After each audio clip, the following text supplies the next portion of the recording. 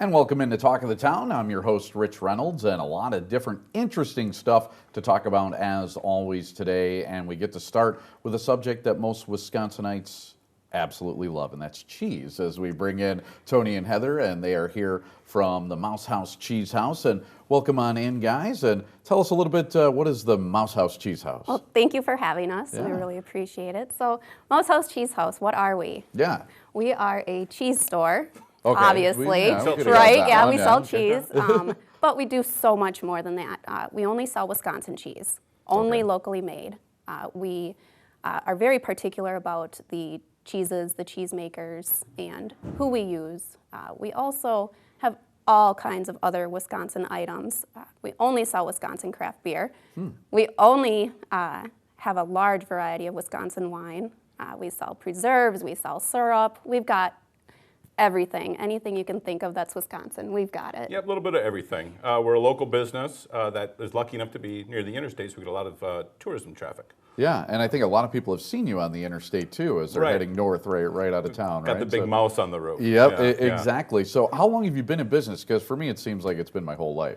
It's been, my father bought the business in 1988. Okay. And I came in with him, moved up from Milwaukee, and just a little over time, I bought him out, and I've been running it ever since. And Heather came on board in 1998, and she's been with us that long, and just having fun. Yeah, I mean, it's I just bet. it's a blast. It's Yeah. great. Yeah, I'm a talker, so I love to talk to my customers and deal with people. It's just what we like to do. Even talking with all the Chicagoans that come in? Oh yeah, they're great. They really are. They really are, because people actually want to learn, and we sample everything. We give, no matter what you want to try. If we don't have it open, we'll open it. And so, I mean, I can keep people in the store a long time because I don't shut up. Right. So, Well, I tell you what, when you come up from Chicago, and being a former Fib myself, you get to Wisconsin, you want to learn everything there is, and taste Wisconsin and Yes. drink Wisconsin. And so it sounds like you guys, have that going on in spades. What are some of your most popular items that you do? A lot of the popular items we have our own recipe, Mouse House Jack. Nobody leaves the store without trying that cheese. It is by far one of our most popular cheeses. It's so versatile in use. It's great for cooking. It's great for snacking. Anything you want to use it for. We age our own cheddars actually as well. right, we've got over 40,000 pounds of cheddar in our cooler just sitting there, and so we'll buy it and buy the vat. We have it made special for us. We tell them the moisture we want and the sodium content, and then we just let it sit in the cooler and age. And again, we're always bringing in more because you're selling it and bringing in. So Okay, so Yeah. so real popular yeah, stuff we're there. really popular on cheddar. And then pepper jacks. Oh, yeah. How many pepper jacks do we have now? Pepper jacks are huge right now. We have just over 20 varieties of pepper jack. Any pepper you want to use, any flavor profile that you want, we've got it. Everything from roasted red peppers to ghost Peppers. Excellent. Now, people also love aged cheese, and I love it too. You can get a certain kind of flavor, a sharpness from it. What's the oldest cheese you got? Right Right now. now, because we age everything ourselves. Yeah. Right now, the oldest that we have in the case all the time is 10 years old. Okay. 10-year-old cheddar, which is really, really good and very popular. But next month, be our anniversary, 28 years. We will have some 15-year-old. Oh, wow. We don't have a lot, but we'll have it, and it will go very, very quickly. I'm sure, Yeah. yeah. And always excellent to have with a little bit of wine or something Correct, like that. Yes. And why not a Wisconsin wine? And I'm sure you guys are probably good at pairing stuff too. Do Oh, you? yes. Yeah. Yes, a lot of sampling. We've got to test it and make sure that wine does go with that cheese. So we have a lot of fun doing that. Okay, I'm sure everybody's really familiar with your location off of the interstate there, just north. Do you have another location too, or? Nope. Our only location is right here in Windsor, Yeah. just off the interstate at the Highway 19 exit, and that's it. Yep, we've got a big web presence though. Yeah, We are okay. on the internet. We do a lot of shipping. We ship all over the country. Okay, hours. When can people drop by and check all this stuff out? Open every day, 8 a.m., Yeah. except okay. for Christmas Day. All right. Yep. Okay. What other services do you guys offer? Do you ship anywhere? Do you Yeah, do- as Tony just mentioned, Yeah. shipping is a huge part of our business. We do anything from come in the store, grab and go gift packages. You can customize, you can make your own, you can pick out what you want. We do a ton of corporate shipping as well, gifts for holidays or other events going on in the business. Excellent. Sounds like a lot of fun. Tony and Heather, thanks for joining us today. Thanks for having us. We had a great time. Yeah, very cool. Check them out. Mouse House Cheese House. We'll be back with more Talk of the Town right after this.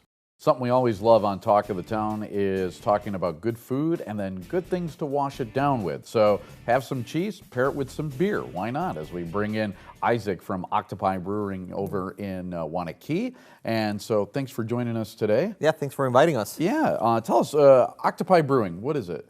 We're a country brewery, so we make beer for other people. I had a brewery before in Chicago. I left a few years ago, and then I wanted to open a state-of-the-art country brewing facility for the Midwest. So right now you can start a brewery in 3 different aspects. You can open a brew pub, which is a restaurant that makes beer. You can open your own big commercial facility, or you can contract brew. Basically, you can give us your recipes, or we can make them for you, and we'll make all the process, and you just sell your beer. Okay, so when it comes to contract brewing, say I was a home brewer, and I decide, listen, I don't have enough money to buy all the equipment that I need to open up a brewery. Correct. This is the way to do it then? Is this the way to get into it if you wanted to open Yeah, up? it's an easier way to get into it because we have state-of-the-art equipment, all German, everything automated, and it's way less costly than buying your own place. So with a fraction of the cost, you can start right away. Our minimum quantities are still big, so it's not a hobby. It's like people that really want to get into the business, but it's a perfect way to start. It's definitely still a hobby for me, and I love it. But I'll brew 5-6 times a year, and it's just to me, it's so much fun to do. But for guys that want to take it seriously, then how do they get started about this whole process? Because I think for a lot of brewers who are home brewers and saying, I would love to do it. This has got to be my full-time job. They don't know how to get started. How do they get started with you? So first of all, it comes with an idea. Right now, there's about 4,000 breweries in the U.S., so there's a lot of breweries. And the first thing that I'm going to ask you, or anybody who's going to ask you, is why is your beer or your brewery different from everybody else? So you want to have a differentiator that you're completely unique in the realm, and then you also want to have really good recipes that are very drinkable. Nothing very extreme, because people can drink 1 or 2 extreme beers, but you want people to consume, 6-pack to bring to a party, etc. Session beers, I think. Really, session beer is really big right now, Yeah, absolutely. So now, so you do all this contract brewing, but you guys have your own brand? You do your own brewing? Yeah, correct. We have our own brand. It's called Third Sign Brewery. Okay. We sell it in the Madison market and the Milwaukee market right now.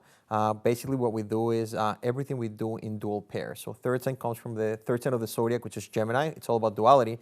So what we want to do is grab one style of beers and show you 2 dual interpretations. For example, we have 2 IPAs. One is called Forest IPA, which is piney, resiny, and grassy. And then we have a tropical citrusy, kind of like dry and crisp IPA that's called Jungle. Huh, okay. Yeah, so within every style, and I think people don't really, realize that, there are different variations in style, right? So yeah, the range is huge right now. Yeah, isn't it? Yeah, and you see so many different variations. So so who do you end up brewing for? Are you brewing for Third Sign? We brew for Third Sign, that's our own brand. And then the other one we can talk about is One Barrel Brewing. So we do all the beer for One Barrel. They started a small place in Atwood on the east side, and right now they're just expanding and they're doing fantastic. Yeah, so it's kind of hard to brew it just 1 barrel at a time. Correct. If you want to really have a lot for people to drink. Yeah, we do 100 barrels at a time for them. Oh, okay. All right, so it's not just 1 barrel anymore, but it's 1 big barrel maybe. One big barrel, yeah, there you go. So good for them. What are some of the styles that you end up brewing there? Is it, because I've seen some breweries, all they do are ales, some breweries, all they do are lagers, some do both. What do you guys end up doing? So right now we do everything. So whatever the client asks, we do it. We've done from doppelbocks that have been in the tanks for 8 weeks, a traditional lager, very hard to make, all the way to experimental beers with passion fruit or soursop, which is another fruit from Latin America that we just put in one of our beers. Okay. Now, in the Madison area, you guys on tap anywhere? Yeah, we're on tap in a few places in the city. Okay. Off the bat, people come and go, but we're at Alchemy on the east side. It's a great place for us. Yeah. Dexter's Pub usually puts us around there. Okay, nice. But yeah, you can usually call your bar before and usually have us on tap. There's also an app called Bar Menus that you can look up and then just put the name of Third Sign. It'll tell you all the places that have our beer on tap. Okay, people love brewery tours. I know I'm a brewery tour guy, and you guys do the tour thing? We do some guided tours on the weekends, on Saturdays. Okay. How about a tasting room? Do you guys have one of those? Yeah, we have a big tasting room for about 100 people. We serve some pizza, some craft nuts, some pretzels, but we also have 14 draft lines, mostly of our own beer. Different varieties, so there's always something for somebody. Wow, seems like so much is going on. The only other question that I would have is why Octopi? Where did you come up with this name? Sure. It was my wife and I would just like the symbolism of the animal. So octopus has 8 tentacles. We can do 8 things at a different time. It's a grounded animal, so we're grounded in our approach. It's invertebrate, so we can switch shapes really, really fast. And it's underwater, so we're in constant motion with the beer world. Yeah, that's a great name to come up with. I appreciate it. Absolutely love it. Check them out. Octopi Brewing in Wanakee. We'll be back with more Talk of the Town right after this. Thank you. Back on Talk of the Town, and always good to have a familiar face here as we have Greg Gyan, who's back from Medical Art Prosthetics. And Greg, welcome on back.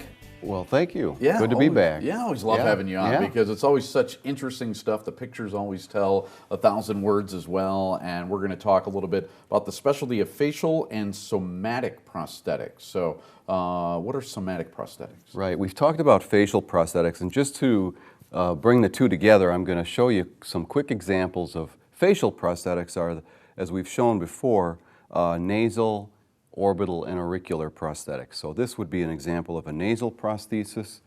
This would be an example of an ear prosthesis. These things, you know, go on the patient, come off. They're not permanent. And then the orbital prosthesis would be an artificial eye with the surrounding tissue. Somatic prosthetics, which we'll talk about today a little bit, are those parts of the body that can be restored with prosthetics, including the hands, feet. Sometimes breasts are included in somatic prosthetics. It's kind of a general, all-body, all-inclusive for all those parts of the body that need to be restored. Okay, so we're talking extremities then, I guess. Yeah, right? I think for my specialty, silicone somatic prosthetics, we're talking about hands and feet. Okay. And I think the important thing to remember is that these are the visible parts of the body that people see in the public. So when they're to be restored, sure, we want them to be functional, but the real priority is that they look natural. So I think what we'll do is look at some photographs rather quickly. Absolutely. So yeah, I'll blast through these really quickly so that we can get an idea what these are. So example number 1 here is a amputation of part of the hand. So we call this a partial hand prosthesis. So this is a silicone restoration. The person would slip on. She could go about her business and blend in. So it looks like it almost goes all the way up to the wrist then? It does, exactly. This is an example of just an individual finger prosthesis. And I think in this case, I just added a before and after. So this is the prosthesis itself. And there she is wearing a prosthesis in place. So the idea is that if you're not looking for these on a person, you're not going to notice it. Right. Well, they end up looking so natural. I guess so much of it, too, is how much you have to focus on the color of it and getting the skin tone right and texture, yeah. And so we even get into the full hand prosthesis where there's been an amputation at the wrist. Okay. And this is a much larger thing. But I actually work at the university where we can scan and mill a 3D, a mirror image, so we can use the hand, the unaffected hand, as a model, mirror image it, and then create a prosthesis that's almost a perfect mirror image. Amazing. Right down to the skin folds, wrinkles. So the idea is the person can wear their prosthesis out and look normal. And then this is an example of obviously a foot amputation or toe amputation where, same thing, we end up making a silicone prosthesis that just looks really natural. Wow. Yeah. And I would imagine, I mean, that could be from so many things. You might work with patients that are diabetic, maybe? Exactly. Yep. Circulation problems or traumatic amputation. Can you explain a little bit, I guess, the basic process of how these devices are actually like fabricated? How do you do that? Right. Well, the process starts off with an evaluation. We often then take impressions of the affected part, and then also impressions of the unaffected hand or foot. And we use the unaffected side as a model for the prosthesis. And then we go through a series of check sockets, in other words, basically pieces of silicone that go on the residuum, the affected part, to make sure the fit is good. And then we work into the actual sculpting and shaping of the prosthesis so that it looks natural and add detail. Ultimately, we make a mold, and then we fabricate the part in silicone. The patient comes back, and then we do our final finishing, tinting, sealing, and delivery. So it's a rather straightforward process. Yeah, I think that too, there's a lot of benefits for these patients now. What are some of the benefits for them actually getting the prosthetics done? Well, the obvious benefit, again, is so that they can put their prosthesis on, go about their business, and not have their difference become the topic of every conversation, having to explain how they lost this body part, how they're going to be treated. They can blend in, so to speak, and feel comfortable. And this actually does become an important thing in people's vocations. You know, if you're an actor and you have a part of your hand amputated, wearing a prosthesis allows you to become an actor and not have that become the focal point. A lot of examples like that. Greg, always interesting. The stuff is always amazing. And as always, we have too little time to even talk about Yeah, that more. went fast. We appreciate you coming in. Yeah, thank you thank so you. much. Yeah, Thank we got you. more Talk of the Town right after this here on Channel 57. And welcome back to Talk of the Town. You should recognize this very friendly, familiar face. This is Marianne Garidi from Moving Forward. Welcome back, Marianne. Hi, thank you for having me. Yeah, always good to have you in the studio. So, for those of us who don't know, for the viewers who aren't familiar with what you do with Moving Forward, you guys are senior move managers. Correct, yes. So, what is a senior move manager? Sure. So a senior move manager is actually somebody who's been trained through the National Association of Senior Move Managers. And there's about 1,000 of us around the country, and we all kind of follow a code of ethics. And the thing to know is that really we go into this profession because we want seniors to have a really stress-free, calm, move and get them to where they need to be. And it tends to be stressful, so we try to remove all that stress from them.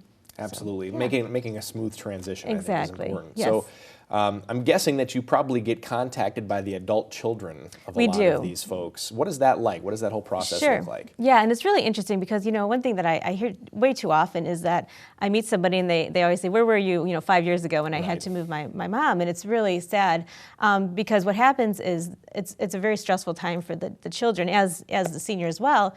But the children really want to help their parents through this, and they feel like there's a lot of work to do.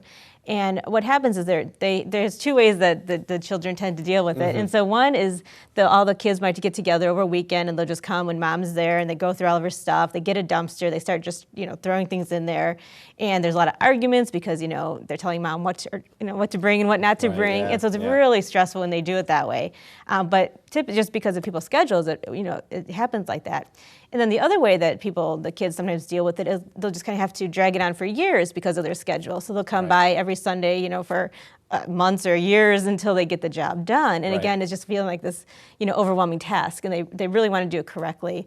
They just don't know where to start. So they'll often call to kind of help through that process. Yeah, and it's great to So- have kind of an extra pair of eyes, even so to speak, to kind of somebody who's impartial to say, yeah, we can help you with this, and you don't have the attachment to some of the items that they may Exactly. not want to get rid of and that sort of thing. Yeah, So- absolutely. And then, with that too, sometimes kids, they feel like because it was their moms, they feel like they should take it. And so I Right. think we kind of help the kids through that discussion as well, that even though the mom or the dad really loved this item, it was really their item, and they don't really have to feel that they have to take it and really use the dining room table if it doesn't fit in their Right. space. So kind of, Yeah. working through that with the kids as well, that it's okay, to leave things that was special to your mom, but maybe you have a different view of it. So those are some of the things that you would talk to some of these adult children about. Correct. Do you really need this? What things do you really want to keep? What things do you think would fit in your house? Are those basically the things that you're talking about with the kids? Exactly. Yes, exactly. And then, from there, then we kind of go back to the parent and just kind of help them with that same discussion about what's Sure. going to fit in their new space.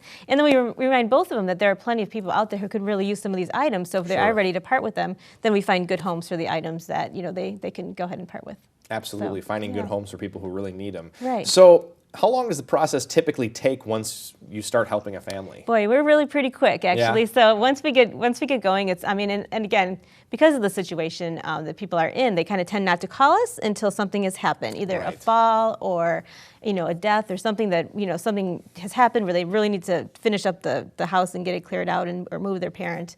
So I'd say most of our jobs are about 2 weeks process. So from start to finish, we get into a house with lots of items, totally full, 3,000 square foot house, and we can have the client happily moved, all settled in their new apartment, making sure they're good to go, and then back to the house to make sure we get the house ready then to sell. So I'd Yes. say 2 weeks is pretty standard for lots of our jobs. That's amazing, though. I So- mean, if you look at some of the things that people collect over their years, I mean, they've been living in the same place for 40, 50 years, and Right. they start collecting those things. I mean, that's pretty amazing to get them out, It is. get it all out and ready to go in 2 weeks. Yeah, it's a great feeling, especially, like I said, when people have been dealing with this for years, Right. and it's been keeping the senior from moving to where they want to go into a nice independent community.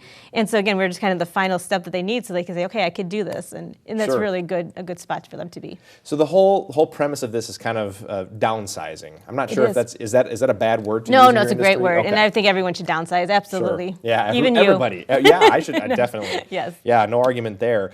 What are there some general downsizing tips that you can offer viewers? Sure, and I think that one of the things I like to say to people, if you don't love it, if you don't love it, you can easily replace it if you feel like you need it down the road, and you can live without it. It's probably a really good thing just to let that item go. Yeah. As you know, as just general Americans, I think we all tend to accumulate lots of stuff, and things are always coming out with newer, better, Yeah. and so we just have these things in our houses. Yeah. So really, just kind of trying to pare it down and really just think that way. That's Yeah. a really good tip. If you don't love it, just let it go. Marianne Garidi from Moving Forward, thank you so much for Thank joining us you. today. And that's all the time we have for Talk of the Town. We'll see you next time.